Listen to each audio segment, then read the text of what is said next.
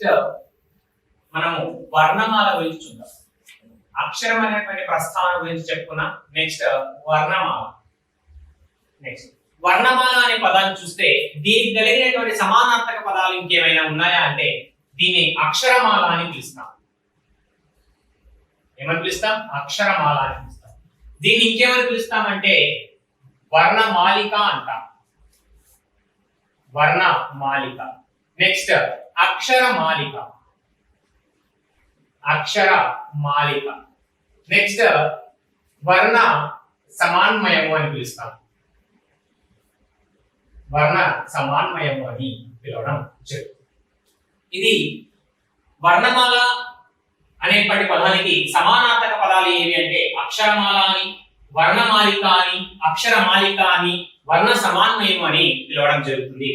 మన పుస్తకాల్లో అక్షరమాల, వర్ణమాల అనే పదాలు మాత్రమే ఇవ్వడం జరిగింది. వర్ణమాలిక, అక్షరమాలిక అనేటువంటి పదాలను ప్రీవియస్ ఎగ్జామ్ లో ప్రశ్న రూపంలో భాగంగా అడిగినటువంటి పదాలు. వర్ణ సమన్వయం అనే పదం కూడా మనకు లాస్ట్ టైం జరిగినటువంటి ఏపీడిఎస్సి లో అడిగినటువంటి పదం. ఈ పదం ఎక్కడ ఉందయ్యా అంటే వర్ణ సమన్వయం అనేటువంటి పదం ఎక్కడ ఉందంటే మనకు పెద్ద బాల శిక్షలో కనబడడం జరుగుతుంది. ఎక్కడ కనబడుతుందండి? పెద్ద బాల శిక్షలో ఉంది. కాబట్టి మనకు కాన్సెప్ట్ అనేది పుస్తకం నుంచి అడుగుతున్నాడు, ఆన్సర్ అనేది బయట నుంచి అడుగుతున్నాడు. కాబట్టి మనకు నేర్చుకునే సమయంలో ఏదైనా ఒక విషయానికి అనుగుణంగా ఇతర అంశాలు అనేవి మన స్థాయికి సంబంధించి ఏవైనా ఉన్నాయా అని కూడా చూసుకోవాలండి. నెక్స్ట్ వర్ణమాల అనేటువంటిది చూసుకుంటే 3వ తరగతి టెక్స్ట్ బుక్ ప్రకారం చూస్తే పలికే ధ్వనికి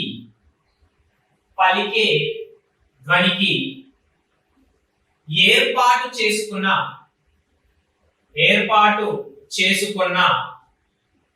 పలికే ధ్వనికి ఏర్పాటు చేసుకున్న సంకేతం అక్షరం. ఇక్కడ చూడండి, అక్షరం అంటే మళ్ళీ ఒక నిర్వచనం కూడా వచ్చింది ఇక్కడ. మళ్ళీ ఇందాక చెప్పుకున్నటువంటి 7 నిర్వచనాలతో పాటుగా ఇక్కడ అక్షరం అంటే 3వ తరగతి ప్రకారము ఉన్నటువంటి వర్ణమాల నిర్వచనంలో, 3వ తరగతిలో వర్ణమాలలో ఇచ్చినటువంటి నిర్వచనంలో భాగంగా అక్షరం అంటే నిర్వచనం కూడా మళ్ళీ ఇంకొక నిర్వచనం రావడం జరిగిందని చూద్దాం. పలికే ధ్వనికి ఏర్పాటు చేసుకున్న సంకేతాన్ని ఏమంటామంటే అక్షరం. పలికే ధ్వని ఆ, ఆ, ఈ, ఈ, క, గ, మ, చ, ట, హ ఇవన్నీ పలికే ధ్వనులు. ఈ విధంగా పలికే ధ్వనులకు ఏర్పాటు చేసుకున్న సంకేతం అంటే ఏంటంటే గుర్తు. కాబట్టి నోటి ద్వారా పలికేటువంటి ధ్వనులకు ఏర్పాటు చేసుకున్నటువంటి గుర్తులు ఏమంటాము అంటే అక్షరము అంటాం.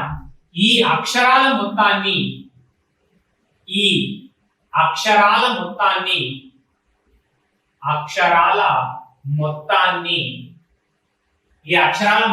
కలిపి వర్ణమాల అని పిలుస్తాం. వర్ణమాల అని, అక్షరమాల అని పిలుస్తాం. అక్షరమాల అని పిలుస్తాం. సార్ అక్షరం వేరు, వర్ణం వేరు కదా సార్. మరి ఇక్కడ వర్ణమాల అని, అక్షరమాల అని ఎందుకు అంటున్నాం సార్? దీన్ని అక్షరాల అంటే మనకు అక్షరాలు కనిపిస్తాయి, అక్షరాలు మొత్తాన్ని కలిపి అక్షరమాల అనాలి, కానీ వర్ణమాల ఎందుకు అంటామని చూసుకుంటే అక్షరాలు ఏర్పడాలి అంటే వర్ణ సముదాయం కావాలి. అంటే అక్షరాల్లో కూడా మనకి ఏమున్నాయి? వర్ణాలే ఉన్నాయి. కాబట్టి అక్షరమాల, వర్ణమాల అంటాం. ఇక్కడ మనము లోతుగా పరిశీలిస్తేనే వర్ణము, అక్షరం అనేటువంటి తేడాన్ని కనబడుతుంది.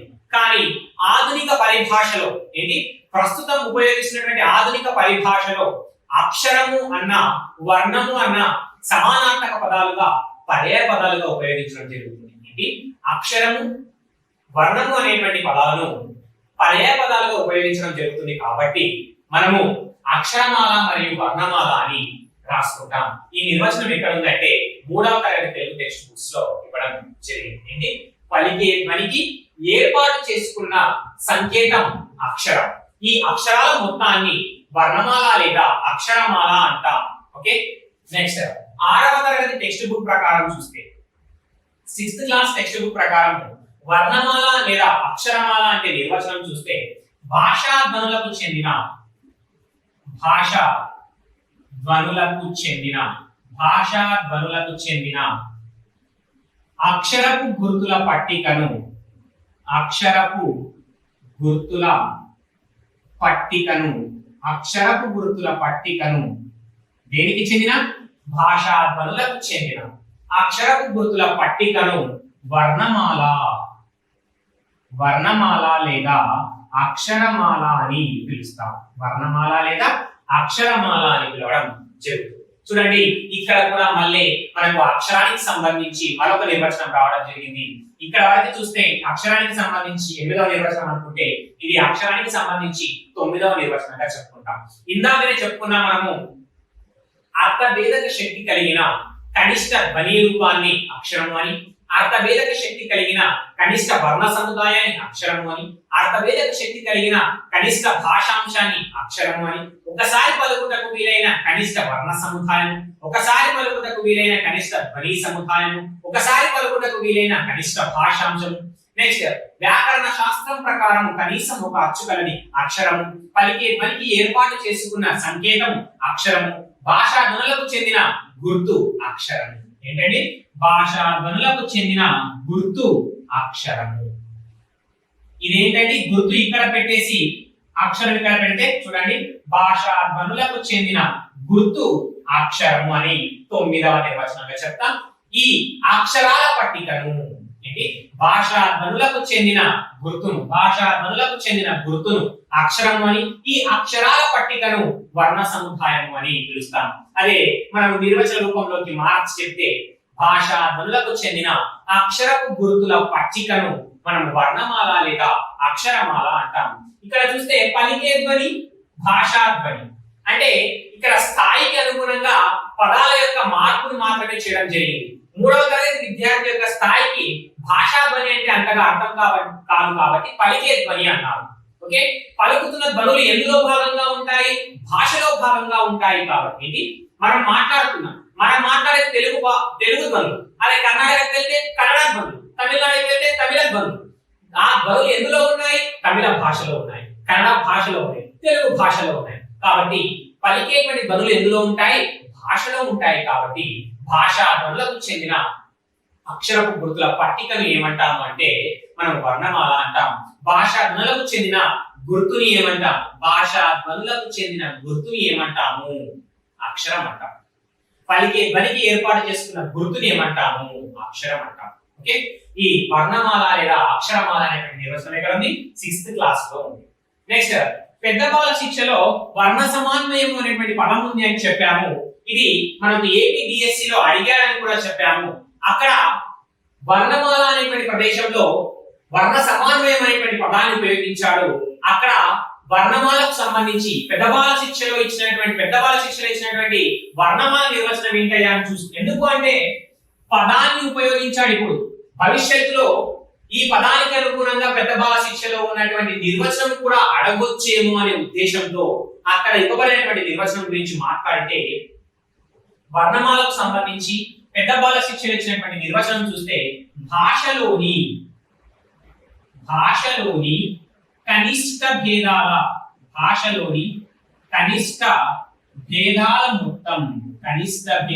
మొత్తం వర్ణ సమన్వయము.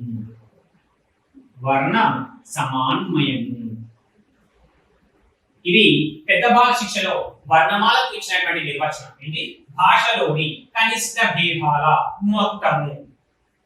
కనిష్ట భేదాలను, భాషలోని కనిష్ట భేదాలను ఏమన్నాం? వర్ణము అన్నాం. ఆల్రెడీ మనకు భద్రిరాజు కృష్ణమూర్తి గారు చెప్పారనే విషయం కూడా మనం మాట్లాడుకున్నాం. భాషలోని కనిష్ట భేదకాంశము వర్ణము అంటామని భద్రిరాజు కృష్ణమూర్తి గారు చెప్పారని మాట్లాడుకున్నాం మనం ఆల్రెడీ. కాబట్టి భాషలోని కనిష్ట భేదకాల మొత్తాన్ని కనిష్ట భేదాలను ఏమంటాం? భాషలోని కనిష్ట భేదకాంశం వర్ణం. వర్ణ సముదాయం వల్ల అక్షరం. అక్షరంలో కూడా ఏమున్నాయి? మళ్ళీ వర్ణాలే ఉన్నాయి. కాబట్టి ఆ అక్షరాలలో ఉన్నటువంటి వర్ణాలను, అచ్చులను మొత్తాన్ని కలిపి ఏమంటాం? మొత్తం. కాబట్టి భాషలోని కనిష్ట భేదాల మొత్తం, భాషలోని వర్ణాల మొత్తం. ఎందుకు? ఆ నుంచి ఆ వరకు ఉండేటువంటి అచ్చులను దేనికి చెప్పాం? వర్ణానికి ఉదాహరణగా చెప్పుకున్నామని చెప్పాం. నెక్స్ట్ పొల్లు రూపటువంటి హల్లులు అనేవి అక్షర రూపం దాల్చాలి అంటే దీనికి ఏం కావాలి? అచ్చులు కావాలి. q ప్లస్ ఆ అనేటువంటి వర్ణాలు కలిసిపోయి కా ఏర్పడింది. q ప్లస్ ఈ అనేటువంటి వర్ణాలు కలిసిపోయి కి ఏర్పడింది. అవునా? ఈ విధంగా కా అనేదైనా సరే మా అయినా హా అయినా యా అయినా ఇవన్నీ ఎక్కడున్నాయి? వర్ణ సముదాయాల వల్లనే ఏర్పడ్డాయి. ఎక్కడున్నాయి? వర్ణమాలలో ఉన్నాయి, అక్షరమాలలో ఉన్నాయి. కాబట్టి ఈ అక్షరాలన్నీ ఏర్పడాలన్నా కూడా ఏం కావాలి? వర్ణాలు కావాలి. ఈ వర్ణాలు వర్ణాల మొత్తము. కాబట్టి భాషలోని కనిష్ట భేదాల మొత్తాన్ని ఏమంటాము అంటే వర్ణమాల లేదా వర్ణ సమాన్వయము లేదా అక్షరమాల లేదా వర్ణమాలిక లేదా అక్షరమాలిక అంటాము. ఇది వర్ణమాలకు సంబంధించినటువంటి నిర్వచనాలుగా చెప్తాము. పలికే ధ్వనికి ఏర్పాటు చేసుకున్న సంకేతాన్ని అక్షరం అని, అక్షరాల మొత్తాన్ని అక్షరమాల లేదా వర్ణమాల అంటారు. భాష ధ్వనులకు చెందిన అక్షరపు గుర్తుల పట్టికను వర్ణమాల లేదా అక్షరమాల అంటాం.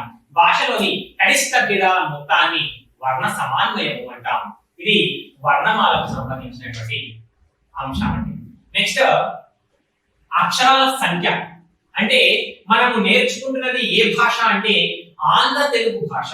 కాబట్టి ఆంధ్ర తెలుగు భాషకు సంబంధించి అక్షరాలు ఎన్ని, ఆంధ్ర తెలుగు భాషకు సంబంధించి అక్షరాలు ఏర్పడడానికి కారణమైనటువంటి ఇతర భాషలు ఏవైనా ఉన్నాయా అనే వాటి గురించి చూసుకుంటే నెక్స్ట్ అక్షరాల సంఖ్య.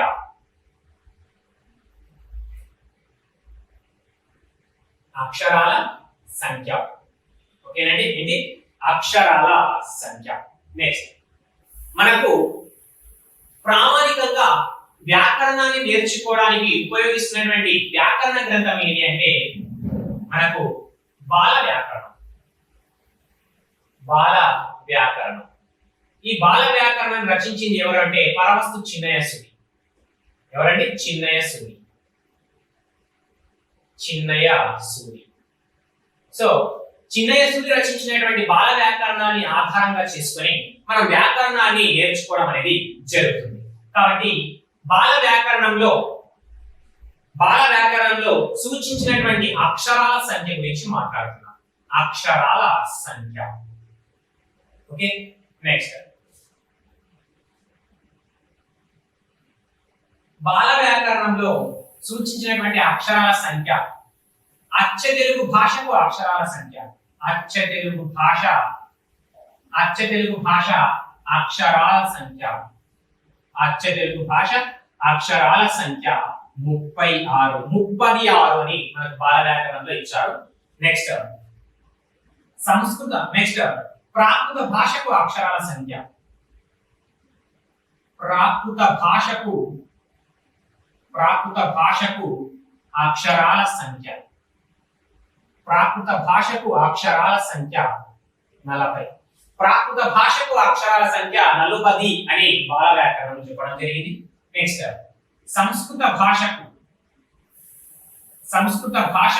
అక్షరాల సంఖ్య 50. సంస్కృత భాషకు అక్షరాల సంఖ్య 70 అని మనకి ఇవ్వడం జరిగింది. నెక్స్ట్ ఆంధ్ర తెలుగు భాష ఏమన్నానండి? ఆంధ్ర తెలుగు భాష అక్షరాల సంఖ్య 56 అని మనకి ఇవ్వడం జరిగింది. ఓకే. ఇది ఇక్కడ చూస్తే బాల వ్యాకరణం ప్రకారం అచ్చ తెలుగు భాష అక్షరాల సంఖ్య 36. అచ్చ తెలుగు భాష అక్షరాల సంఖ్య 36. పరవస్తు చిన్నయ్య సూరి ప్రకారం అచ్చ తెలుగు భాష అక్షరాల సంఖ్య 36. ఏది అడిగినా అచ్చ తెలుగు భాషకు అక్షరాల సంఖ్య ఎంత అంటే 36. ప్రాకృత భాషకు అక్షరాల సంఖ్య ఎంత అంటే 40. సంస్కృత భాషకు అక్షరాల సంఖ్య ఎంత అంటే 50. ఆంధ్ర తెలుగు భాషకు అక్షరాల సంఖ్య ఎంత అంటే 56.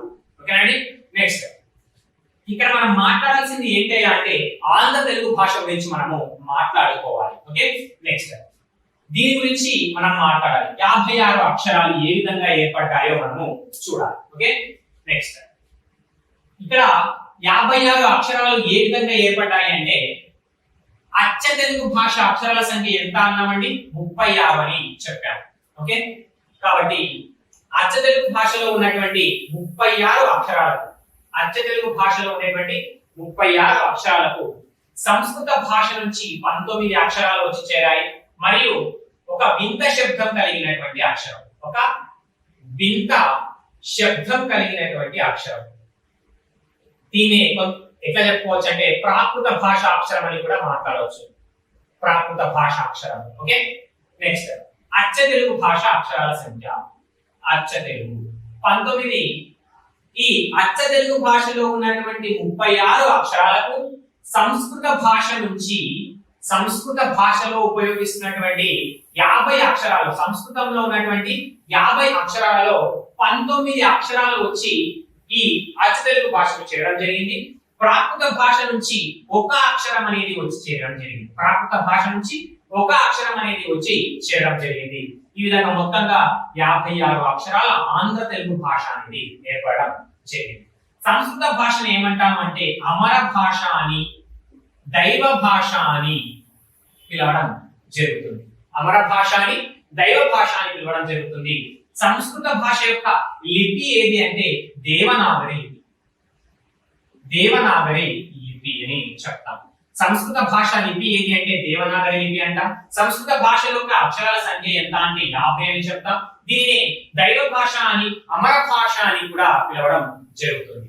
ప్రాకృత భాష అంటే ఏమిటి అంటే సంస్కృత భాష సమానమైనటువంటి భాషను, సంస్కృత భాషకు సమానమైనటువంటి భాష, సంస్కృత భాషకు సమానమైనటువంటి భాషను ఏమంటామంటే ప్రాకృత భాష అని పిలవడం జరుగుతుంది. ప్రకృతి సిద్ధంగా ఏర్పడినటువంటి భాష ఏంటి? ప్రకృతి సిద్ధంగా ఏర్పడినటువంటి భాష. ప్రకృతి సిద్ధంగా ఏర్పడినటువంటి భాషను ఏమంటామంటే ప్రాకృత భాష అని పిలవడం జరుగుతుంది. ఏమని పిలుస్తాం? ప్రకృతి సిద్ధంగా ఏర్పడినటువంటి భాషను ప్రాకృత భాష అంటాం. సంస్కృత తుల్యమగు భాషను ఏమంటాము అంటే మనం ప్రాకృత భాష అని పిలవడం జరుగుతుంది. నెక్స్ట్ ప్రాకృత భాషకు అక్షరాల సంఖ్య ఎంత అంటే 40 అని చెప్తాం. ఈ 40 నుంచి ఒక అక్షరం అనేది అచ్చ తెలుగు భాషకు చేరడం జరిగింది. సంస్కృత భాషలో ఉండేటువంటి 50 అక్షరాల నుంచి 19 అక్షరాలు అనేవి అచ్చ తెలుగు భాషకు చేరడం జరిగింది.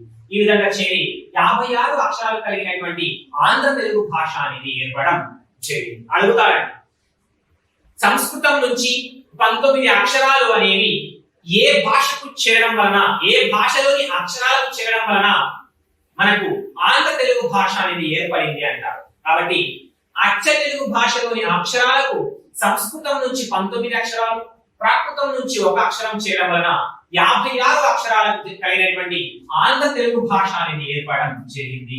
ఏం ఏర్పడింది? 56 అక్షరాల ఆంధ్ర తెలుగు భాష అనేది ఏర్పడడం జరిగింది. నెక్స్ట్ ఇక్కడ అచ్చ తెలుగు భాష 36 అక్షరాలకు సంస్కృతం నుంచి చేరినటువంటి 19 అక్షరాలు ఏవి, ప్రాకృతం నుంచి చేరినటువంటి ఆ ఒక్క అక్షరం ఏదో చూద్దాం. చూసుకుంటే సంస్కృతం నుండి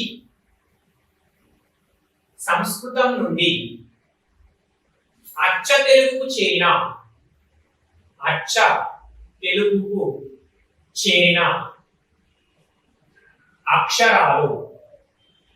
అక్షరాలు ఏంటండి?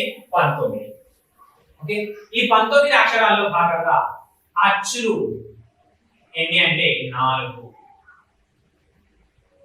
హల్లులు ఎన్ని అంటే 14. నెక్స్ట్ ఉభయ అక్షరాలు ఎన్ని అంటే 1. ఉభయ అక్షరాలు ఎన్ని అండి? 1. నెక్స్ట్ ఈ 4 అచ్చులు ఏవి? అచ్చులు 4 అన్న ఏవి అంటే అడుగు, రుర్రు మరియు లుల్లు. అడు మరియు లుల్లు ఎక్కడ నుంచి చేరాయండి? సంస్కృత భాష నుంచి అచ్చ తెలుగు భాషకు చేరడం జరిగింది. ఓకేనండి. నెక్స్ట్ హల్లులు ఏమి అంటే 14 అన్న. అవి ఏంటంటే ఖ, ఛ, థ, థ, ఫ, ఘ, ఝ, ఢ, ధ, భ, జ్ఞ, ఞ, ష, ష. ఓకే, ఈ 14 అనేవి సంస్కృతం నుంచి వచ్చి చేరినటువంటి 14 హల్లులు. ఉభయాక్షరం ఏదైనా అంటే విసర్గ. ఓకే, ఈ విధంగా 19 అక్షరాలు అనేవి సంస్కృతం నుంచి మనకు అచ్చ తెలుగుకు చేరడం జరిగింది. ఓకే, సో ఈ అచ్చ తెలుగుకు చేరిన తర్వాత ఏర్పడినటువంటి అక్షరాల సంఖ్య 55. 55. ఇక్కడ 55 ఎందుకు చెప్తున్నాను అంటే మనకు బహుజనపల్లి సీతారామాచార్యులు ఏంటండి బహుజనపల్లి సీతారామాచార్యులు ప్రౌఢ వ్యాకరణం ప్రకారం దేని ప్రకారం ప్రౌఢ వ్యాకరణం ప్రకారం ప్రౌఢ వ్యాకరణం రచించింది ఎవరు అంటే బహుజనపల్లి సీతారామాచార్యులు. ఈయన ప్రకారం ఆంధ్ర తెలుగు భాషకు అక్షరాల సంఖ్య 55. బహుజనపల్లి సీతారామాచార్యులు ఏ గ్రంథము ప్రౌఢ వ్యాకరణం ప్రౌఢ వ్యాకరణ గ్రంథం ప్రకారము బహుజనపల్లి సీతారామాచార్యుల ప్రకారము ఆంధ్ర తెలుగు భాషకు అక్షరాల సంఖ్య 55. 56 ఎవరి ప్రకారము అంటే బాల వ్యాకరణం ప్రకారము 56, ప్రౌఢ వ్యాకరణం ప్రకారం 55, చిన్నయ్య సూరి ప్రకారం 56, నెక్స్ట్ బహుజనపల్లి ప్రకారం 55. ఓకే, నెక్స్ట్ సంస్కృతం నుంచి అంటే అచ్చ తెలుగులో ఉన్నటువంటి 36 అక్షరాలకు సంస్కృతం నుంచి ఈ 19 అక్షరాలు చేరడం వలన 55 అక్షరాలు అనేవి ఏర్పడడం జరిగింది. ఓకే, యాక్చువల్లీ ఏది రుర్రు లుల్లు ఎన్ని 4. సంస్కృతం నుంచి చేరినటువంటి హల్ల సంఖ్య ఎంత 14. ఏవేవి ఖ ఛ ఠ థ ఫ ఘ ఝ ఠ ధ భ జ్ఞ ఇ షే ష మొత్తం 14. ఉభయాక్షరాలు ఏంటి అంటే ఒకటి, అది విసర్గ. ఓకే అండి, ఈ 19 అక్షరాలు అనేవి అచ్చ తెలుగుకు చేరడం జరిగింది. నెక్స్ట్ ప్రాకృత భాష నుంచి చేరినటువంటి లేదా వింత శబ్దం కలిగినటువంటి అక్షరం ఏదయ్యా అంటే రా. ఓకే, పరవస్తు చిన్నయ్య సూరి ప్రకారము తెలుగు భాషలో ఆంధ్ర తెలుగు భాషలో ఉన్నటువంటి అక్షరం ఏది అంటే రా. బహుజనపల్లి ప్రకారం తెలుగు భాషలో లేని అక్షరము రా. దీన్ని తెలంగాణలో అయితే రౌతి అంటారు. ఏమంటారు? రౌతి అంటారు. ఆంధ్రాలో అయితే బండిరా అని పిలుస్తారు. ఓకే ఓకే, ఈ బండిరా కానీ రౌతి కానీ బహుజనపల్లి వారి ప్రకారము ఆంధ్ర తెలుగు భాషలో లేదు. బాల వ్యాకరణం ప్రకారము చిన్నయ్య సూరి ప్రకారము ఈ బండిరా లేదా రౌతి అనేది ఆంధ్ర తెలుగు భాషలో ఉంది అని చెప్తాం. ఈ ప్రాకృతం నుంచి లేదా వింత శబ్దం కలిగినటువంటి అక్షరం ఏది అంటే బండిరా లేదా రౌతి. ఓకే, ఈ విధంగా ఈ 19 అక్షరాలు రుర్రు లుల్లు ఖ ఛ ఠ థ ఫ ఘ ఝ ఢ ధ ఫ జ్ఞ ఇ ష ష విసర్గ బండిరా లేదా రౌతి ఈ మొత్తంగా 20 అక్షరాలు అనేవి అచ్చ తెలుగు భాషకు చేరడం వలన మనకు 56 అక్షరాలు కలిగినటువంటి ఆంధ్ర తెలుగు భాష అనేది ఏర్పడడం జరిగింది. ఓకే, నెక్స్ట్ ఈ వింత శబ్దం కలిగినటువంటి అక్షరం అనేది మనకు విష్ణుకుండినుల కాలంలో కనబడిందని మనకు ఓల్డ్ మెథడాలజీ పుస్తకంలో ఓల్డ్ తెలుగు మెథడాలజీ డిఏ పుస్తకంలో ఇవ్వడం జరిగిందండి. అది మెథడాలజీ ప్రకారంగా మాట్లాడుకుందాం, అంతగా అవసరం లేదు, మనకు మెథడాలజీలో డిస్కస్ చేస్తారు అది. నెక్స్ట్ ఇక్కడ మనకు వ్యాకరణంలో వర్ణమాల గురించి మాత్రమే మాట్లాడుతున్నాం ఇక్కడ. ఓకే, నెక్స్ట్ ఈ విధంగా 56 అక్షరాలు కలిగినటువంటి ఆంధ్ర తెలుగు భాష అనేది మనకు ఏర్పడడం జరిగింది. ఓకే, నెక్స్ట్ చూసుకుంటే ఆంధ్ర తెలుగు భాష. ఆంధ్ర తెలుగు భాష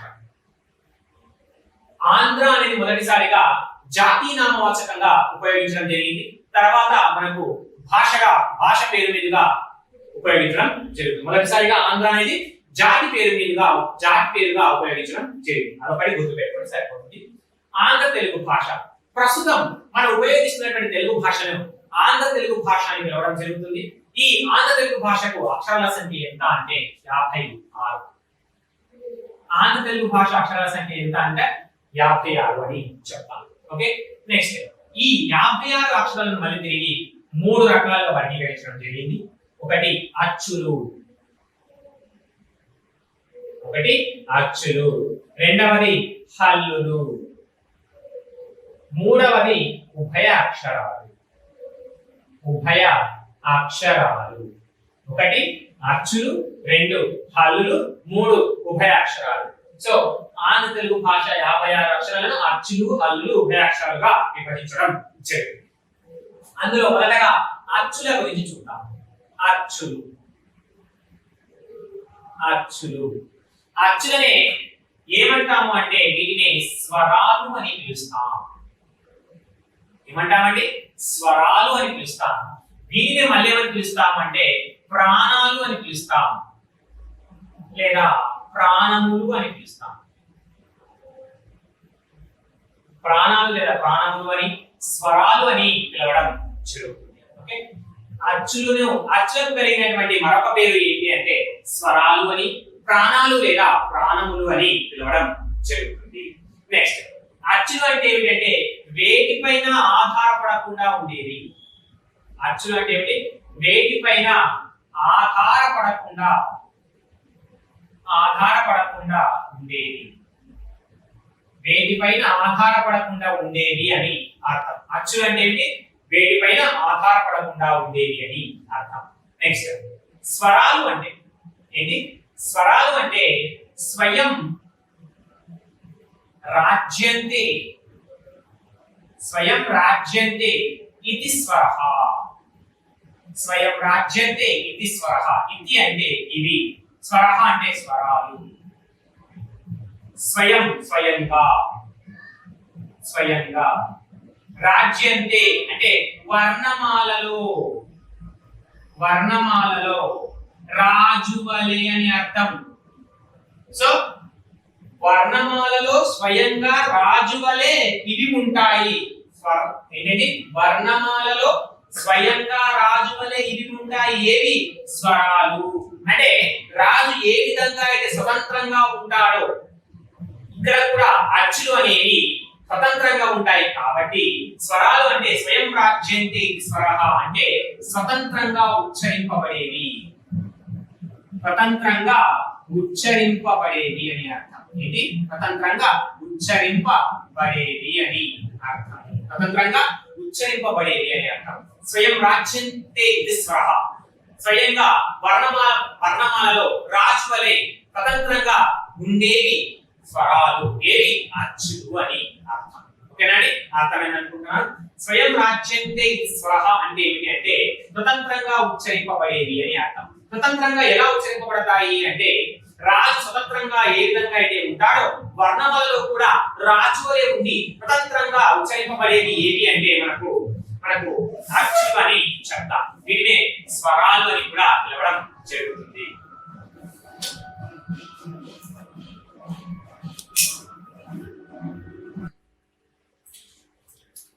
ఏంటంటే స్వయం రాజ్యంతే ఇది స్వరః అంటే స్వతంత్రంగా ఉచ్చరింపబడేవి అని అర్థము. నెక్స్ట్, అచ్చులు అంటే ఏమిటి? వేటిపైన ఆధారపడకుండా ఉచ్చరింపబడేవి అని అర్థం. అంటే అన్యముల సహాయం లేకుండా ఉచ్చరింపబడేవి అని అర్థం. ఇది అన్యముల సహాయం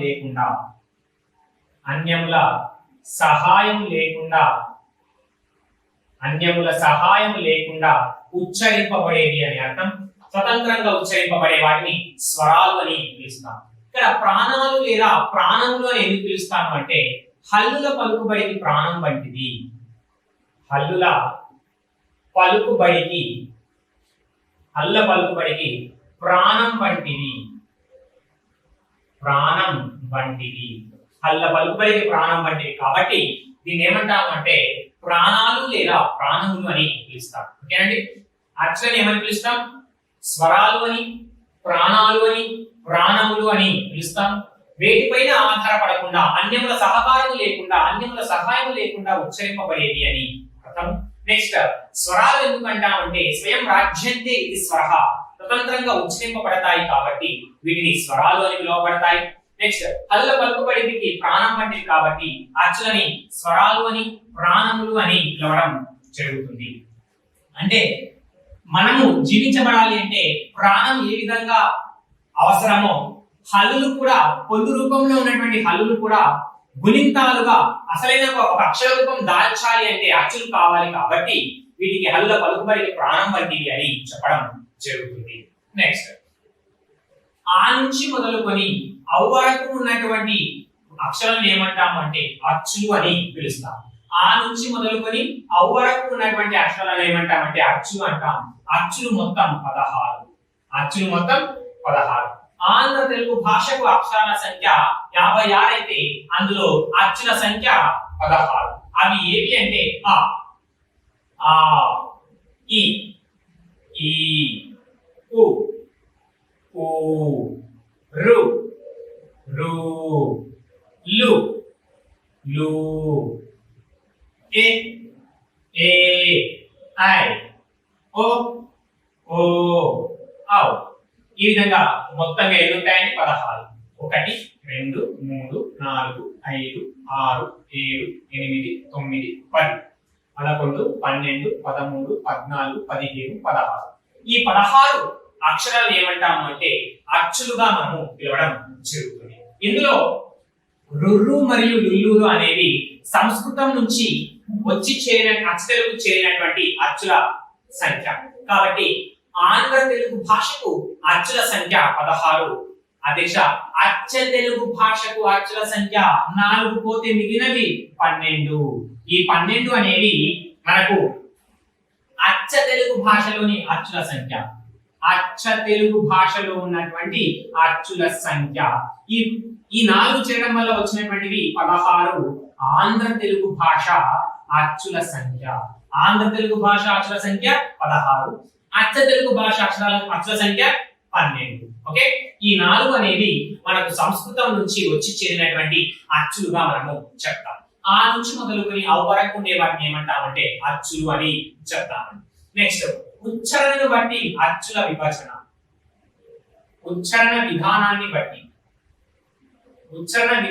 బట్టి మనకు అచ్చులు చూసుకుంటే ఫస్ట్ వన్ హ్రస్వ అచ్చు.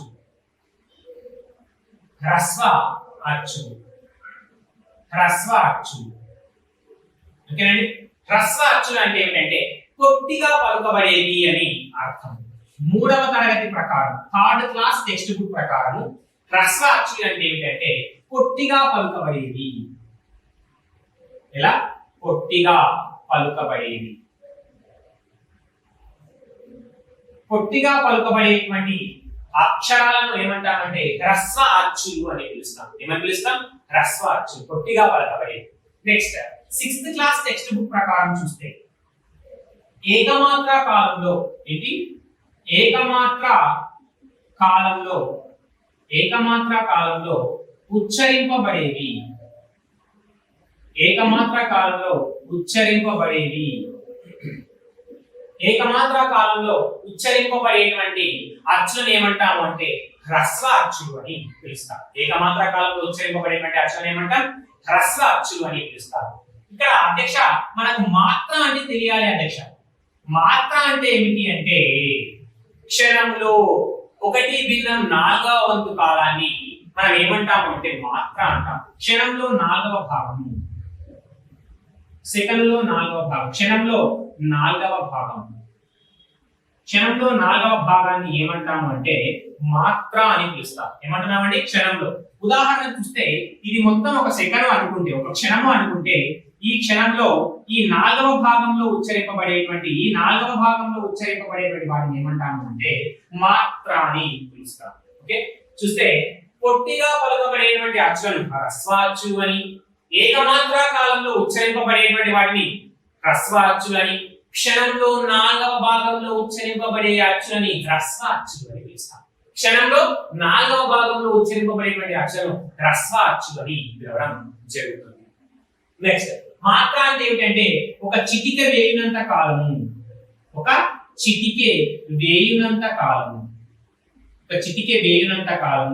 నెక్స్ట్ ఒకసారి కనురెప్ప ఆర్పునంత కాలము.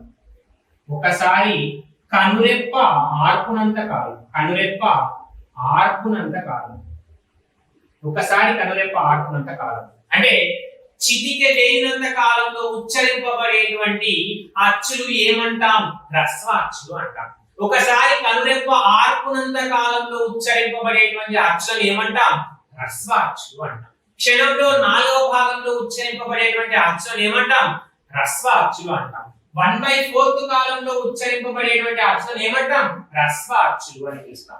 ఏకమాత్ర కాలంలో ఉచ్చరింపబడేటువంటి అచ్చులను ఏమంటాం? హ్రస్వ అచ్చులు అంటాం. పొట్టిగా పలకబడేటువంటి అచ్చులను ఏమంటాం? హ్రస్వ అచ్చులు అని పిలుస్తాం. ఓకే, నెక్స్ట్ హ్రస్వ అచ్చులు ఏవి అంటే అ, ఈ, ఉ, రు, లు, ఏ, ఓ. ఏంటి ఆ ఈ ఉ రు లు ఏ ఓ ఆ ఈ ఉ రు లు ఏ ఓ అనేటువంటి ఈ 7 అచ్చులను ఏమంటాము అంటే హ్రస్వ అచ్చులు అని పిలవడం జరుగుతుంది. 7 అచ్చులను ఏమంటాం హ్రస్వ అచ్చులు అని పిలవడం జరుగుతుంది. మళ్ళీ ఒక్కసారి చెప్తున్నాను. ఆంధ్ర తెలుగు భాషకు అక్షరాల సంఖ్య 56. ఈ 56 ఆంధ్ర తెలుగు భాష అక్షరాలు ఏ విధంగా ఏర్పడ్డాయి అంటే అచ్చ తెలుగులో ఉన్నటువంటి 36 అక్షరాలకు సంస్కృతం నుంచి 19 అక్షరాలు మరియు బింద శబ్దం కలిగినటువంటి ఒక అక్షరం చేయడం వలన 56 అక్షరాలు కలిగినటువంటి ఆంధ్ర తెలుగు భాష అనేది బాల వ్యాకరణం ప్రకారము చిన్నయ సూరి తెలియచేయడం జరిగింది. వీటిని 3 రకాలు వివరించడం జరుగుతుంది. ఒకటి అచ్చులు, హల్లులు, ఉభయ అక్షరాలు. అచ్చులు ఆ నుంచి అవ్ వరకు ఉన్నటువంటి అక్షరాలను అచ్చులు అని పిలుస్తాం. అచ్చులు మొత్తం ఆంధ్ర తెలుగు భాషకు అచ్చుల సంఖ్య 16, అచ్చ తెలుగు భాషకు అచ్చుల సంఖ్య 12. ఆంధ్ర తెలుగు భాషకు అచ్చుల సంఖ్య 16, అచ్చ తెలుగు భాషకు అచ్చుల సంఖ్య 12. నెక్స్ట్ రుర్రు, లుల్లులు అనేటువంటి 4 అచ్చులు సంస్కృత భాష నుంచి అచ్చ తెలుగు భాషకు చేరినటువంటి అచ్చులు అని చెప్తాం. నెక్స్ట్ అచ్చులని స్వరాలు అని, ప్రాణాలు లేదా ప్రాణములు అని పిలవడం జరుగుతుంది. వేటిపైన ఆధారపడకుండా అన్యముల సహాయం లేకుండా ఉచ్చరింపబడేది అచ్చులు అని, స్వయం రాజ్యంతే ఇది స్వరః స్వతంత్రంగా ఉచ్చరింపబడేది స్వరాలు అని. నెక్స్ట్ హల్ల పలుకుబడి ప్రాణం వంటివి కాబట్టి ప్రాణాలు అని పిలవడం జరుగుతుంది. నెక్స్ట్ ఉచ్చారణను బట్టి అచ్చులు చూసుకుంటే, ఉచ్చారణ ఆధారంగా చూసుకుంటే మొదటగా హ్రస్వ అచ్చు చూసుకుంటే అది పొట్టిగా పలుకబడేటువంటి వాటిని హ్రస్వ అచ్చులు అని పిలవడం జరుగుతుంది. ఏకమాత్రా కాలంలో ఉచ్చరింపబడే వాటిని హ్రస్వ అచ్చులు అని పిలవడం జరుగుతుంది. క్షణంలో 4వ భాగంలో ఉచ్చరింపబడే వాటిని హ్రస్వ అచ్చులు అని పిలవడం జరుగుతుంది. ఒక చిటిక వేయినంత కాలంలో ఉచ్చరింపబడే వాటిని హ్రస్వ అచ్చులు అని పిలవడం జరుగుతుంది. ఒకసారి కనురెప్ప ఆరునంత కాలంలో ఉచ్చరింపబడే వాటిని హ్రస్వ అచ్చులు అని పిలవడం జరుగుతుంది. క్షణంలో 4వ భాగాన్ని, ఒక చిటిక వేయినంత కాలాన్ని, ఒకసారి కనురెప్ప ఆరునంత కాలాన్ని మాత్రా కాలం అని పిలుస్తాం. 1/4వ వంతు కాలంలో ఉచ్చరింపబడేటువంటి అచ్చులని హ్రస్వ అచ్చులు అని పిలవడం జరుగుతుంది.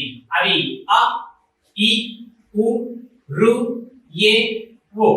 అ, ఈ, ఉ, రు, ఏ, ఓ అనేటువంటి ఈ 7 అచ్చులను ఏమంటాము అంటే హ్రస్వ అచ్చులు అని పిలవడం జరుగుతుంది. ఏంటి ఈ 7 అచ్చులను ఏమంటామంటే హ్రస్వ అచ్చులు అని పిలవడం జరుగుతుంది.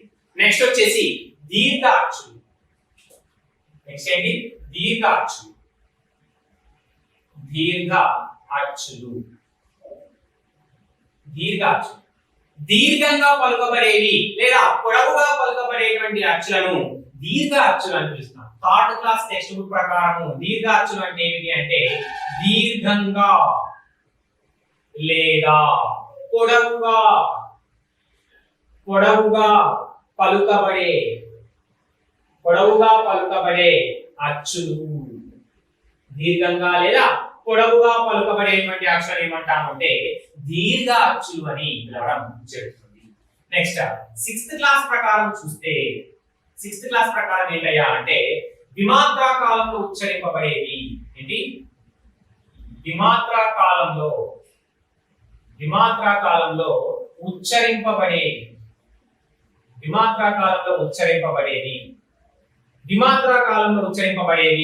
అక్షరం ఏమంటాము అంటే మనం దీర్ఘ అచ్చులు అంటాం. లేదా క్షణంలో 2వ భాగంలో ఉచ్చరింపబడే అచ్చులు ఏంటి క్షణంలో 2వ వంతు భాగంలో ఉచ్చరింపబడే అచ్చులను ఏమంటామంటే దీర్ఘ అచ్చులు అంటాం. 2 సార్లు చిటికె వేయినంత కాలంలో ఉచ్చరింపబడే అచ్చులను దీర్ఘ అచ్చులు అంటాం. 2 సార్లు కనురెప్ప ఆర్పునంత కాలంలో ఉచ్చరింపబడే అచ్చులను దీర్ఘ అచ్చులు అంటాం. 1/2 వంతు కాలంలో ఉచ్చరింపబడేటువంటి అచ్చులను ఏమంటాము అంటే దీర్ఘ అచ్చులు అని పిలవడం జరుగుతుంది. దీర్ఘంగా లేదా పొడవుగా పలుకబడే అచ్చులను మనం ఏమంటాము అంటే దీర్ఘ అచ్చులు అని పిలుస్తాం. నెక్స్ట్ ద్విమాత్రా కాలంలో ఉచ్చరింపబడే వాటిని ఏమంటాం దీర్ఘ అచ్చులు అని పిలుస్తాం. క్షణంలో 2వ వంతు కాలంలో ఉచ్చరింపబడే వాటిని ఏమంటాం దీర్ఘ అచ్చులు అంటాం. 1/2 వంతు కాలంలో ఉచ్చరింపబడే వాటిని దీర్ఘ అచ్చులు అంటాం. 2 సార్లు చిటికె వేయనంత కాలంలో లేదా 2 సార్లు కనురెప్ప ఆర్పునంత కాలంలో ఉచ్చరింపబడేటువంటి అచ్చులను ఏమంటామంటే దీర్ఘ అచ్చులు అని పిలవడం జరుగుతుంది. నెక్స్ట్ ఈ దీర్ఘ అచ్చులు ఏవి అంటే ఆ, ఈ, ఊ, రు, లు, ఏ, ఐ, ఓ, ఔ. ఈ 9టిని మనము దీర్ఘ అచ్చులుగా చెప్తాం. ఇది టెక్స్ట్ బుక్ ప్రకారం. ఏంటండి? టెక్స్ట్ బుక్ ప్రకారం ఈ 9 1 2 3 4 5 6 7 8 9 ఈ 9 అచ్చులను ఏమంటామంటే టెక్స్ట్ బుక్ ప్రకారం అయితే దీర్ఘ అచ్చులుగానే చెప్తాం. కానీ నిజానికి చూస్తే ఐకామా ఔలు అనేవి దీర్ఘ అచ్చులు కావు. ఐకామా ఔలను ఏమంటాము అంటే ప్లుతాలు అని పిలుస్తాం. ప్లుతాలు అని పిలుస్తాం లేదా సంయుక్త అచ్చులు అని పిలుస్తాం. సంయుక్త అచ్చులు అని పిలుస్తాం. నిజానికి మాట్లాడితే ఉచ్చారణను బట్టి అచ్చులు 3 రకాలు: హ్రస్వ అచ్చులు, దీర్ఘ అచ్చులు, ప్లుతాలు. కానీ మన టెక్స్ట్ బుక్ లో 6వ తరగతి ప్రకారం చూసుకుంటే ఐకామా ఔలను కూడా దీర్ఘ అచ్చులుగానే ఇవ్వడం జరిగింది కాబట్టి మనం ఐకామా ఔలను దీర్ఘ అచ్చులుగానే మనము సూచిస్తాం. నిజానికి అయితే బాల వ్యాకరణం ప్రకారం అయితే ఐకామా ఔలను ఏమంటాము అంటే ప్లుతాలు అని చెప్పడం జరుగుతుంది. ఓకేనా అండి? నెక్స్ట్ ప్లుతాలు లేదా సంయుక్త అచ్చులని చెప్తాం. నెక్స్ట్ ప్లుతాలు అంటే ఏమిటి అంటే త్రిమాత్రా కాలంలో ఉచ్చరింపబడేవి. త్రిమాత్రా కాలంలో ఉచ్చరింపబడే వాటిని ఏమంటాం? ప్లుతాలు అంటాం. లేదా క్షణంలో 3/4వ వంతు కాలంలో ఉచ్చరింపబడేవి. ఏంటి? క్షణంలో 3/4వ వంతు కాలంలో ఉచ్చరింపబడే వాటిని ఏమంటాం? ప్లుతాలు అని పిలవడం జరుగుతుంది. అవి ఏవి అయ్యా అంటే ఐకామా ఔలు. ఐకామా ఔలను ఏమంటాం? ప్లుతాలు లేదా త్రిమాత్రా కాలంలో లేదా క్షణంలో 3/4వ వంతు కాలంలో ఉచ్చరింపబడేవి అని పిలుస్తారు. నెక్స్ట్ సంయుక్త అచ్చులు ఎందుకు అంటాము అంటే సంయుక్త అచ్చులు ఎందుకు అంటామంటే ఐ అని పిలవబడాలంటే ఆ ప్లస్ ఈ అనే వాటిని మనము ఆ ప్లస్ ఈలను మనం రెండింటిని కలిపి ఐ ఐ ఐ అని పిలుస్తూ పోతుంటాం కాబట్టి 2 అచ్చుల కలయిక వల్ల ఐ అనేది ఏర్పడింది. దీన్ని ఐ అని ఇలా రాస్తాం. ఐ అని ఇలా సూచిస్తాం. ఓకే. నెక్స్ట్ ఔ. ఆ ప్లస్ ఊ అనేటువంటి 2 అచ్చులను ఏకాంతరంగా పలుకుతాం, వెంబడే పలుకుతాం. ఐ అవు ఐ అవు అని పలకడం వలన దీన్ని ఎలా అంటామంటే ఔ అని రాసేవారు ఒకప్పుడు. తర్వాత ఔగా మారడం జరిగింది. కాబట్టి 2 అచ్చుల కలయిక వల్ల ఏర్పడింది కాబట్టి ఐకామా ఔలను ఏమంటాము అంటే సంయుక్త అచ్చులను పిలుస్తాము. నెక్స్ట్ త్రిమాత్రా కాలంలో ఉచ్చరింపబడతాయి కాబట్టి వీటిని ప్లుతాలు అని పిలవడం జరుగుతుంది. ఇది నోట్ అని చెప్పుకుంటాము. ఎందుకంటే టెక్స్ట్ బుక్ ప్రకారం ప్లుతాలు అనేటువంటి ముచ్చట లేదు, ప్లుతాలు అనేటువంటి మాట లేదు, కాబట్టి ప్లుతాలు అనేటువంటి విషయం లేదు. ఐకామా ఔలను కూడా 6వ తరగతి ప్రకారం దీర్ఘ అచ్చులుగానే చెప్పడం జరిగింది కాబట్టి ఐకామా ఔలను దీర్ఘ అచ్చులుగానే మనము భావించాలి. కానీ నిజం గురించి కూడా మాట్లాడితే ఐకామా ఔలను ఏమంటామంటే సంయుక్త అచ్చులని పిలుస్తాం. వాటిని ప్లుతాలు అని కూడా పిలవడం జరుగుతుంది. ప్లుతాలు అంటే ఏంటి అంటే క్షణంలో 3/4వ వంతు కాలంలో లేదా త్రిమాత్రా కాలంలో ఉచ్చరింపబడేటువంటి అచ్చులు అని అర్థం. ఓకేనండి? దీర్ఘ అచ్చులు అంటే ఏమిటంటే దీర్ఘంగా లేదా పొడవుగా పలుకబడేటువంటి అచ్చులు అని అర్థం. 6వ తరగతి ప్రకారం అయితే ద్విమాత్రా కాలంలో ఉచ్చరింపబడేటువంటి అచ్చులు లేదా క్షణంలో 1/2వ వంతు కాలంలో ఉచ్చరింపబడేటువంటి అచ్చులు. ఇవి మొత్తం దీర్ఘ అచ్చులు మొత్తం 9. అవి ఏంటంటే ఆ, ఈ, ఊ, రు, లు, ఏ, ఐ, ఓ, ఔ. ఈ 9టిని ఏమంటాము అంటే దీర్ఘ అచ్చులు అని పిలవడం జరుగుతుంది. కానీ నిజంగా మాట్లాడేది 9 అనేది పుస్తకం ప్రకారం. ఐకామా ఔలు అనేవి ఏమవుతాయి అంటే పుస్తకం ప్రకారం అయితే మనము దీర్ఘ అచ్చులుగానే భావించాలి. కానీ నిజానికి చూస్తే ఐకామా ఔలను ప్లుతాలుగాను సంయుక్త అచ్చులుగానే చెప్తాం. ఆ ప్లస్ ఈలు ఏర్పడడం వలన ఐ, ఆ ప్లస్ ఊ కలవడం వలన ఔ అనేది ఏర్పడడం జరుగుతుంది. కాబట్టి ఐకామా ఔలను మనము సంయుక్త అచ్చులుగా భావించాలి. నెక్స్ట్ చూసుకుంటే ఐకామా ఔలను ప్లుతాలు అంటాం. అంటే త్రిమాత్రా కాలంలో ఉచ్చరింపబడేది అని అర్థం. ఇవి ఉచ్చారణ విధానాన్ని బట్టి మనకు 3 రకాలుగా చెప్తాం. నెక్స్ట్ ఆకారం ఆధారంగా చూసుకుంటే ఫస్ట్ వన్ వక్రములు. వక్రములు అంటే వంకరగా ఉండునవి.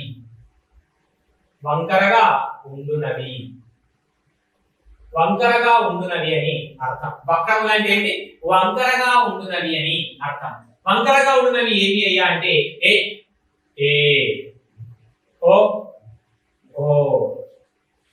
వక్రములు అంటే ఏంటి? వంకరగా ఉండినటువంటి అక్షరం ఏమంటాము అంటే వక్రములు అంటాం. అవి ఏవి అంటే ఏ ఓ ఓ అని అంటాం. కానీ మనకు ఏపీ డిఎస్సి లో అడిగినటువంటి బిట్ ప్రకారం చూసుకుంటే మళ్ళీ వక్రములు రెండు రకాలుగా మాట్లాడుకోవాలి. అక్కడ ఏమన్నాడంటే క్రింద ఇవ్వబడినటువంటి ఐచ్ఛికాలలో హ్రస్వ వక్రములను గుర్తించండి అన్నాడు. కాబట్టి వక్రములు తిరిగి మళ్ళీ రెండు రకాలు. ఒకటి హ్రస్వ వక్రములు. హ్రస్వ వక్రములు హ్రస్వ వక్రములు అంటే ఏకమాత్రా కాలంలో ఉచ్చరింపబడేటువంటి అచ్చులు అయి ఉంటాయి. మరి తిరిగి అవి వక్రములు అయి ఉంటాయి. రెండు నిబంధనలు ఉన్నాయి. హ్రస్వము అంటే ఏకమాత్రా కాలంలో ఉచ్చరింపబడేవి అని అర్థము. వక్రములు అంటే వంకరగా ఉన్నవి అని అర్థం. అంటే ఏకమాత్రా కాలంలో ఉచ్చరింపబడే వంకరగా ఉండే అచ్చులు అని అర్థం. హ్రస్వ వక్రములు అంటే ఏకమాత్రా కాలంలో ఉచ్చరింపబడే వంకరగా ఉండే అచ్చులు ఏవి అని చూసుకోవాలి. ఇక్కడ వక్రములో ఏ ఏ ఓలు, ఇందులో ఏకమాత్ర కాలంలో ఏ ఓ. కాబట్టి ఏ కామ ఓలను ఏమంటాము అంటే హ్రస్వ వక్రములు అని చెప్తాం. రెండవది దీర్ఘ వక్రములు. దీర్ఘ వక్రములు అంటే ఏమిటంటే ద్విమాత్రా కాలంలో ఉచ్చరింపబడే వంకరగా ఉండేటువంటి అని అర్థం. కాబట్టి అక్కడ ఏమొస్తాయంటే ఏ ఓ. ఇవి దీర్ఘ వక్రములు, ఇవి హ్రస్వ వక్రములు అని చెప్తాం. నెక్స్ట్ రెండవది వక్రతమములు. వక్రతమములు దీనినే వక్రతాలు అంటాం. దీన్ని ఏమంటాం? వక్రతాలు అని పిలుస్తాం. మిక్కిలి వంకరగా ఉండునవి. మిక్కిలి వంకరగా ఉండునవి. మిక్కిలి వంకరగా ఉండునటువంటి అచ్చులను ఏమంటాము అంటే వక్రతమములు లేదా వక్రతాలు అని పిలుస్తాం. వక్రతమములు లేదా వక్రతమములు లేదా వక్రతాలు అని పిలవడం జరుగుతుంది. అవి ఏమయ్యా అంటే ఐకామ అవు. ఐకామ అవు అని చెప్తామండి. ఇది ఆకారాన్ని బట్టి వక్రములు వక్రతమములు. ఓకే, ఇక్కడ చూసుకుంటే ఐకామ అవులను ఏమని పిలుస్తారో ఒకసారి చూసుకుంటే ఐకామ అవులను ఏమంటామంటే ప్లుతాలు అంటాం. ఇదే ఐకామ అవులను ఏమంటామంటే సంయుక్త అచ్చులు అంటాం. సంయుక్త అచ్చులు అంటాం. ఇదే ఐకామాలను ఏమంటామంటే వక్రతమములు అంటాం. వక్రతమములు అంటాం. ఇదే ఐకామాలను మనకు సంధి ప్రకారంగా చూసుకుంటే వృద్ధులు అని కూడా పిలుస్తాం. ఎందుకు అంటామనేది వృద్ధులు ఎందుకు అంటామనేది మనము సంధులు చెప్పే సమయంలో చెప్పుకుంటాం. సో ఐకామాలనే వృద్ధాలు అంటాం, ఐకామాలనే సంయుక్త అచ్చులు అంటాం, ఐకామాలనే వక్రతమములు అంటాం, ఐకామాలనే వృద్ధులు అని కూడా పిలుస్తాం. ఇదే ఐకామాలను పాఠ్య పుస్తకం ప్రకారం అయితే దీర్ఘ అచ్చులని కూడా పిలవడం జరుగుతుంది. పాఠ్య పుస్తకం ప్రకారం అయితే దీర్ఘ అచ్చులని కూడా పిలవడం జరుగుతుంది. ఇది అచ్చులకు సంబంధించినటువంటి వివరంగా మాట్లాడతాం. ఓకేనండి. ఆకారాన్ని బట్టి వక్రములు మరియు వక్రతమములు. వంకరగా ఉండే వాటిని ఏమంటాం? వక్రములు అని పిలుస్తాం. ఏ ఏ ఒక్కోలను. హ్రస్వ వక్రములు అంటే ఏ కామ ఓ. దీర్ఘ వక్రములు అంటే ఏ కామ ఓ. నెక్స్ట్ వక్రతమములు లేదా వక్రతాలు అంటే ఏమిటంటే మిక్కిలి వంకరగా ఉండునవి అని అర్థం. మిక్కిలి వంకరగా ఉండునవి అని అర్థం. ఐకామ అవు. ఈ ఐకామ అవులకు కలిగినటువంటి పేర్లు ఏంటి అంటే ప్లుతాలు అని, సంయుక్త అచ్చులు అని, నెక్స్ట్ వక్రతమములు అని, వృద్ధులు అని. పాఠ్య పుస్తకం ప్రకారంగా మాట్లాడితే మనకు దీర్ఘ అచ్చులని కూడా పిలవడం జరుగుతుంది. ఇది అచ్చులకు సంబంధించినటువంటి అచ్చులకు చెందినటువంటి వివరణగా మాట్లాడతాము. ఓకే, నెక్స్ట్ చూసుకుంటే మనకు హల్లులు. ఏంటంటే హల్లులు. హల్లుల గురించి కూడా మాట్లాడితే హల్లులు. హల్లు. హల్లులకు కలిగినటువంటి ఇతర పేర్లు ఏంటి అంటే ఇక్కడ మనకు హల్లులకు కలిగిన ఇతర పేర్లు ఏంటంటే అంటే వ్యంజనాలు అని, ప్రాణులు ప్రాణులు అని పిలవడం జరుగుతుంది. హల్లుల కలిగిన మరొక పేరు ఏంటి? వ్యంజనాలు అని, ప్రాణులు అని పిలవడం జరుగుతుంది. ఇక్కడ మన టెక్స్ట్ బుక్ ప్రకారంలో 6వ తరగతి టెక్స్ట్ బుక్ లో ఇచ్చినటువంటి నియమం ప్రకారంగా చూస్తే హల్లు అంటే ఏంటి అంటే వర్ణమాలలో ఏమైనా హల్లు అనేది వర్ణమాలలో ఏదైనా హల్లు అన్నది పొల్లు అక్షరం. వర్ణమాలలో ఏదైనా హల్లు అనేది పొల్లు అక్షరం. హల్లు అనేది పొల్లు అక్షరం. వర్ణమాలలో ఏదైనా హల్లు అనేది పొల్లు అక్షరం. అంటే ఈ విధంగా పొల్లు రూపంలో ఉన్నటువంటి వాటిని ఏమంటాము అంటే హల్లులు అంటామని మనకు టెక్స్ట్ బుక్ లో ఇచ్చినటువంటి నిర్వచనం. కాబట్టి ఈ విధంగా పొల్లు రూపంలో ఉండే వాటిని ఏమంటామంటే ఇక్కడ అసలైన హల్లులు అని పిలవాలి. ఏమంటామండి? అసలైన హల్లులు అని పిలవడం జరుగుతుంది. ఈ పొల్లు రూపంలో ఉన్నటువంటి అసలైన హల్లులకు అచ్చులు చేరడం వలన అక్షర రూపం అనేది ఏర్పడడం జరుగుతుంది. ఏమంటున్నానండి? పొల్లు రూపంలో ఉన్నటువంటి ఈ అసలైన హల్లులకు అచ్చులు చేరడం వలన మనకు అక్షర రూపం అనేది ఏర్పడుతుంది. మన పాఠ్య పుస్తకంలో ఇవ్వడం జరిగిందండి. హల్లులకు అంటే పొల్లు హల్లులకు అచ్చులు ఎందుకు చేరతాయి అని కావాలి. ఓకే, పొల్లు హల్లులకు అచ్చులు ఎందుకు చేరతాయంటే అక్షర రూపం కోసమని మనం చెప్పుకుంటాం. కానీ పాఠ్య పుస్తకంలో ఏమి ఇచ్చాడంటే పొల్లు రూప హల్లులకు అచ్చులు అన్నది ఉచ్చారణ సౌలభ్యం కోసము, ఉచ్చారణ అనేది సులువుగా చేయడం కోసము చేయడం జరుగుతుందని ఇవ్వడం జరిగింది. అచ్చులు అనేవి ఎందుకు చేరతాయి అంటే సులువుగా ఉచ్చరించడం కోసము, సులువుగా ఉచ్చరించడం కోసం మనకు సులువుగా ఉచ్చరించడం కోసం పొల్లు రూప హల్లులకు అచ్చులు అనేవి చేయడం జరుగుతుంది అని మనకు పాఠ్య పుస్తకంలో ఇవ్వడం, 6వ తరగతి పాఠ్య పుస్తకంలో ఇవ్వడం జరిగిందండి. దాని గురించి కూడా చెప్తున్నాను. నెక్స్ట్, వ్యంజనం అంటే ఏంటంటే కూర అని అర్థం. వ్యంజనం అంటే ఏంటి? వ్యంజనం అంటే కూర అని అర్థం. అంటే కూర ఏర్పడాలంటే కేవలం ఆకుకూరలను తీసుకొని కూరగాయలు తీసుకుని సరిపోదండి. దానికి అనువుగా ఉప్పు కారం కావాల్సినవి అనేది కలిస్తేనే ఒక రకమైనటువంటి రుచికరమైన కూర ఏర్పడుతుంది. అదే విధంగా వ్యంజనం అంటే ఏమిటి అంటే అరమాత్ర కాలంలో ఉచ్చరింపబడేటువంటి పొల్లు రూప హల్లులు లేదా అరమాత్ర కాలంలో ఉచ్చరింపబడేటువంటి హల్లులు. వ్యంజనాలు అంటే ఏంటంటే అరమాత్ర కాలంలో ఉచ్చరింపబడే అరమాత్ర కాలంలో ఉచ్చరింపబడేటువంటి హల్లులు అని అర్థం. అరమాత్ర కాలంలో ఉచ్చరింపబడేటువంటి హల్లులు ఏమంటే పొల్లు రూప హల్లులు. సో పొల్లు రూపంలో ఉన్నటువంటి ఈ హల్లులను పలకడానికి ఎంత కాలం పడుతుంది అంటే అరమాత్ర కాలం పడుతుంది. సో ఈ విధంగా అరమాత్ర కాలంలో ఉచ్చరింపబడేటువంటి హల్లులను ఏమంటాము అంటే ఇక్కడ మళ్ళీ వ్యంజనాలు అంటాము. సో ఈ వ్యంజనాలు అనేవి అక్షర రూపం దాల్చాలి అంటే అప్పుడు అచ్చులను సహాయం చేత ఉచ్చరింపబడతాయి. కాబట్టి ఇక్కడ వ్యంజనాలు అంటే ఏమంటే అచ్చుల సహాయం చేత ఉచ్చరింపబడేది, అచ్చుల సహాయం చేత అక్షర రూపంగా ఉచ్చరింపబడేది, అచ్చుల సహాయం చేత అక్షరంగా ఉచ్చరింపబడేది అని అర్థం. ఉచ్చరింపబడేది. మళ్ళీ క్లారిటీ ఇస్తున్నానండి. హల్లు అంటే ఏంటంటే వర్ణమాలలో ఏమైనా పొల్లు రూపంలో ఉండే దానిని హల్లు అంటాం. కాబట్టి ఈ విధంగా పొల్లు రూపంలో ఉండే వాటిని ఏమంటాము అంటే అసలైన హల్లులు అంటాం. ఈ అసలైన హల్లులకు అచ్చులు అనేవి చేయడం వలన సులువుగా ఉచ్చరించడానికి వీలుగా ఉంటుంది. నెక్స్ట్, ఈ పొల్లు రూపంలో ఉన్నటువంటి ఈ హల్లులను ఉచ్చరించడానికి అచ్చులు చేరకుండా, అచ్చులు కలవకుండా ఉన్నటువంటి ఈ పొల్లు రూపంలో ఉన్నటువంటి సాధారణ హల్లులని ఉచ్చరించడానికి ఎంత సమయం పడుతుంది అంటే అరమాత్ర కాలంలో పడుతుంది. ఈ విధంగా అరమాత్ర కాలంలో లేదా 1/8 కాలంలో, అరమాత్ర కాలం అంటే మాత్ర ఇందాక 1/4 అన్నాం. కాబట్టి అరమాత్ర అంటే 1/8 అవుతుంది. అవునా? కాబట్టి 1/8 కాలంలో లేదా అరమాత్ర కాలంలో ఉచ్చరింపబడేటువంటి పొల్లు రూప హల్లులను ఏమనాలి అంటే వ్యంజనాలు అంటాం.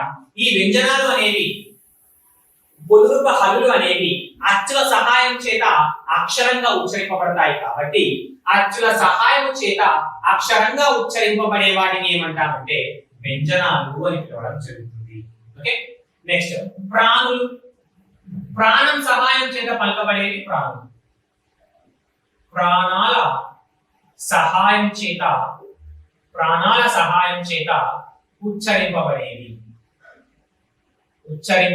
కాబట్టి ప్రాణులు అని పిలుస్తాం. ప్రాణాలు అంటే ఏంటి? అచ్చు. కాబట్టి అచ్చుల కలిగిన మరొక పేరు ఏంటి? ప్రాణాలు. ఈ ప్రాణాల సహాయం చేత ఉచ్చరింపబడతాయి కాబట్టి ప్రాణులు అంటాం. మనం ప్రాణులం. కారణం ఏంటి? ప్రాణాలు మనకున్నాయి. ప్రాణాలు లేకపోతే ప్రాణులు ఉండవు, మనం బతికి ఉండవు. కాబట్టి మనము ప్రాణులు అనబడాలి అంటే ప్రాణం ఏ విధంగా అయితే అవసరమో ఇది హల్లు కూడా అక్షర రూపంగా ఉచ్చరింపబడాలి అంటే అచ్చులు కూడా అంతగా అవసరం. కాబట్టి ప్రాణాల సహాయం చేత పలకబడేవి ప్రాణులు. ప్రాణాలు ఉంటేనే ప్రాణులు అనబడతాయి కాబట్టి అచ్చులు ఉంటేనే హల్లులు అక్షర రూపంలో ఉంటాయి కాబట్టి ప్రాణాల సహాయం చేత ఉచ్చరింపబడే వాటిని ప్రాణులు అంటాం. కాబట్టి ప్రాణులు అన్న వ్యంజనాలు అన్న హల్లులకు కలిగినటువంటి మరొక పేరుగా చెప్పాలి. ఇక్కడ ఏమిటి? ప్రాణాలు నా ఆ వచ్చింది. ఇక్కడ చూద్దాం. ప్రాణు ను వచ్చింది. ఓకే. ఆ అంటే అచ్చులు అని గుర్తుపెట్టుకో. తేడా గమనించుకో. ప్రాణాలు అంటే అచ్చులు, ప్రాణులు అంటే హల్లులు. ప్రాణులు అంటే హల్లులు, ప్రాణాలు అంటే అచ్చులు. కాబట్టి ప్రాణ పలికేటప్పుడు ఆ అని వినిపిస్తే అచ్చులు, పలికేటప్పుడు ఊ అని వినిపిస్తే హల్లులు. హల్లు వచ్చింది. ప్రాణ ఆ వచ్చింది. కాబట్టి హల్లులో ఊ ఉంది, అచ్చుల్లో ఆ ఉంది. తేడా. ప్రాణాలు అంటే అచ్చులు, ప్రాణ ఆ అచ్చులు. ఓకే. ప్రాణు ఊ, హల్లు ఊ. ఇక్కడ ఉంది, ఇక్కడ ఉంది ఊ. ఓకేనండి. ప్రాణాలు అంటే అచ్చులు అని, ప్రాణులు అంటే హల్లులు అని అర్థం. మళ్ళీ ఒకసారి చెప్తున్నానండి. హల్లులకు కలిగినటువంటి ఇతర పేర్లు వ్యంజనాలు మరియు ప్రాణులు. హల్లు అంటే ఏమిటంటే వర్ణమాలలో ఏదైనా హల్లు అనేది పొల్లు అక్షరం. ఈ విధంగా పొల్లు రూపంలో ఉండేటువంటి వాటిని అసలైన హల్లులు అని పిలవడం జరుగుతుంది. ఈ పొల్లు రూపంలో ఉండేటువంటి హల్లు పలకడానికి పట్టు కాలం ఎంత అంటే అరమాత్ర కాలం లేదా 1/8వ వంతు కాలం. ఈ విధంగా అరమాత్ర కాలంలో ఉచ్చరింపబడేటువంటి ఈ పొల్లు రూప హల్లులను ఏమంటామంటే వ్యంజనాలని కూడా పలకడం జరుగుతుంది. ఈ వ్యంజనాలు అనేవి అక్షర రూపంలో పలకబడాలి అంటే అచ్చులు కావాలి. కాబట్టి అచ్చుల సహాయం చేత అక్షరంగా పలకబడేటువంటి వాటిని వ్యంజనాలు అని నిర్వచించడానికి వీలుగా ఉంటుంది. నెక్స్ట్, ఈ పొల్లురూప హల్లులకు అచ్చులు ఎందుకు చేరతాయి అంటే ఉచ్చారణ సులభంగా చేయడం కోసం అని మన పాఠ్యపుస్తకం ఇవ్వడం జరిగింది. కాబట్టి పొల్లురూప హల్లులకు అచ్చులు ఎందుకు చేరతాయి అంటే ఉచ్చారణ సౌలభ్యం కోసం, సులభంగా ఉచ్చరించడం కోసము. నెక్స్ట్, ప్రాణాల సహాయం చేత పలకబడతాయి కాబట్టి వీటిని ఏమంటామంటే ప్రాణాలు అని చెప్పడం జరుగుతుంది. వీటిని ఏమంటాం? ప్రాణాలు అని చెప్పడం జరుగుతుంది. నెక్స్ట్, ఈ హల్లులను తిరిగి మళ్ళీ స్పర్శాలు అని, అంతస్థాలు అని, ఊష్మాలు అని విభజించడం జరిగింది. ఏమంటున్నానండి? ఈ హల్లులను మళ్ళీ తిరిగి ఎలా విభజించారు? స్పర్శాలు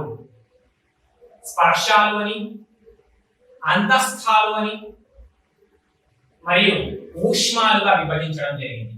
హల్లులను తిరిగి ఎన్ని రకాలుగా విభజించడం జరిగింది? స్పర్శాలు అని, అంతస్థాలు అని, ఊష్మాలు అని విభజించడం జరిగింది. సో ఇక్కడ స్పర్శాలు, అంతస్థాలు, ఊష్మాలు అంటే ఏంటో చూడాలి.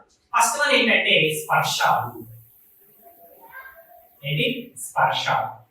స్పర్శాలు అంటే ఏంటి అంటే దృఢమైన స్పర్శ కలవి అని అర్థం. దృఢమైన స్పర్శ కలవి స్పర్శాలు అని అర్థం. స్పర్శాలు ఎక్కడి నుంచి ఎక్కడ వరకు ఉంటాయి అంటే కా నుండి మొదలుకొని మా వరకు ఉన్నటువంటి అక్షరాలను ఏమంటాము అంటే స్పర్శాలు అంటాం. కా నుంచి మొదలుకొని మా వరకు ఉన్నటువంటి అక్షరాలను ఏమంటాము అంటే స్పర్శాలు అంటాము. నెక్స్ట్, ఈ స్పర్శాలను 5 వర్గాలుగా విభజించడం జరిగింది. హల్లులను 3 రకాలుగా, మళ్ళీ ఈ స్పర్శలను 5 వర్గాలుగా విభజించడం జరిగింది. స్పర్శలను 5 వర్గాలుగా విభజించడం జరిగింది.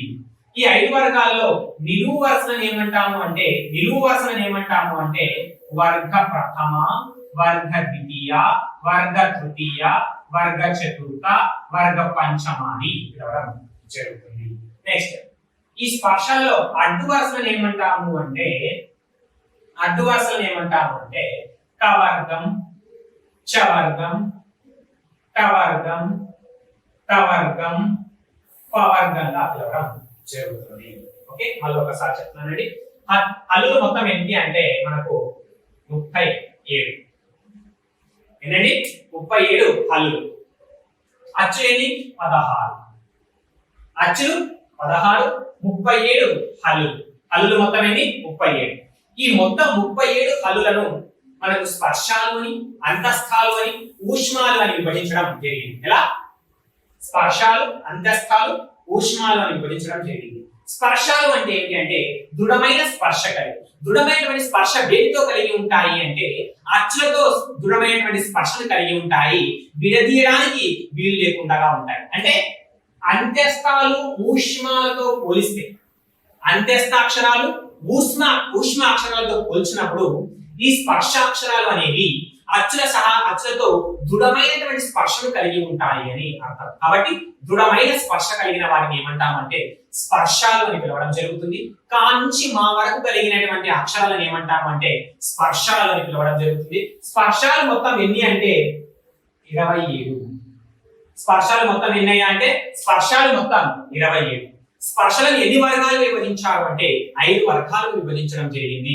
ఓకే, నిలువు వరుసలను ఏమంటామంటే వర్గ ప్రథమాక్షరాలు, ద్వితీయాక్షరాలు, తృతీయాక్షరాలు, చతుర్థాక్షరాలు, పంచమాక్షరాలు అంటాం. అదే వర్గం యొక్క అడ్డు వరుసలను ఏమంటాము అంటే